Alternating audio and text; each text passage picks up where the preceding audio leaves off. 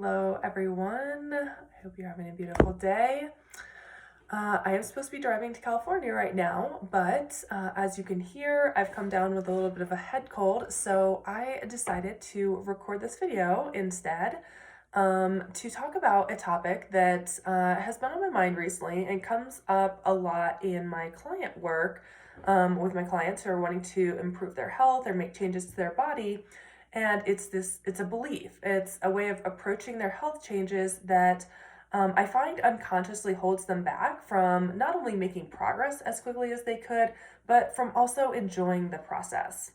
And this also feels timely because it's January when this is being recorded, and this is a time when many people are focused on health and body changes. And if you notice yourself like fighting against yourself while you're making these changes, or like you're in resistance, or there's like a lot of stress and control coming up as you're making health changes right now, hopefully there will be something in here for you. Some tips that I'm gonna share with you by sharing the process that I've been on. So the topic that I wanted to talk about is the difference between making health changes from an energy of needing to fix yourself versus an energy of like self-respect and appreciation for this incredible body that you have. So I want to share a little bit about my own story about how I've learned to approach health and body changes more from a place of self-love rather than this energy of like needing to fix myself. So to provide a little bit of background, let's go years and years back. Like many women, I thought for a long time that I needed to be smaller and to be skinnier. I thought this was especially true because I was a competitive swimmer and a cross-country runner. And so I was taking in all these messages around me, like we all do, from society, from the people in our lives about, what we're supposed to look like. And I think this especially impacted me as a female and as an athlete.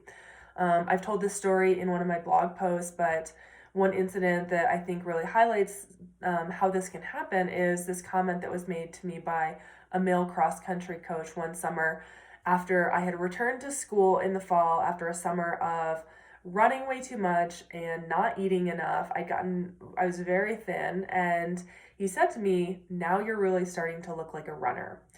And it just like makes me cringe to remember that because that one comment, again, along with many others,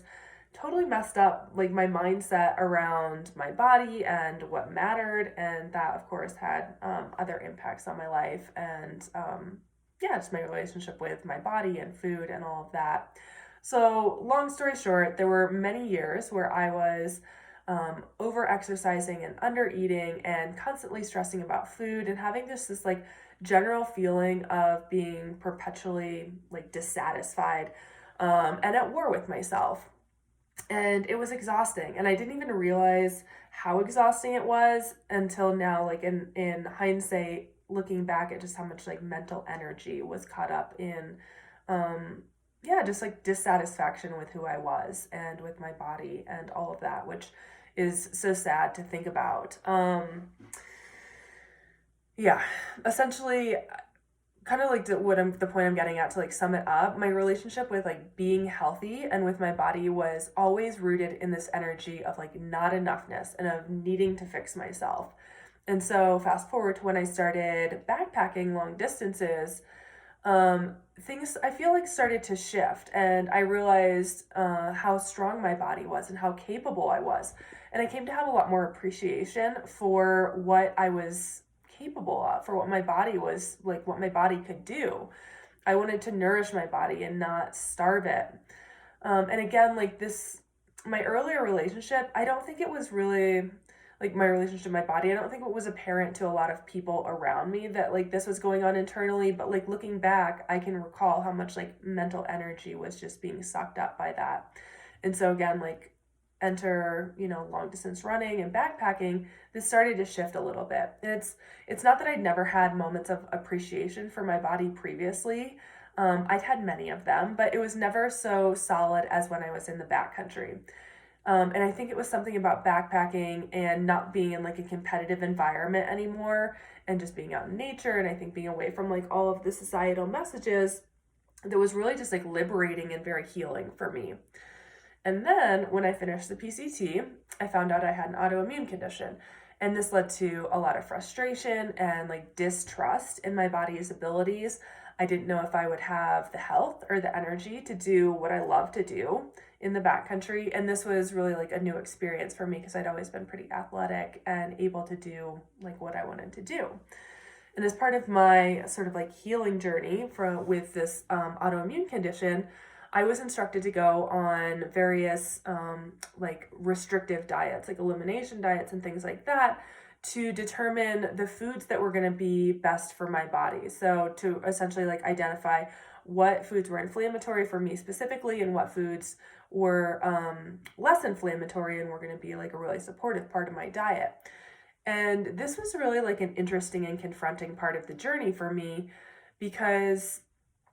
at this point I could have like this could have been very like triggering for like my past like food issues and body issues, and I could have seen it as just another extension of this like, oh great, time, I have to be at war with my body, I have to control it, all of that. But instead I was able to shift my mindset and see this as part of part of my healing journey and like supportive of myself, and see the removal of certain foods as more of like an act of getting to know my body better, learning what it thrived on and what it didn't thrive on,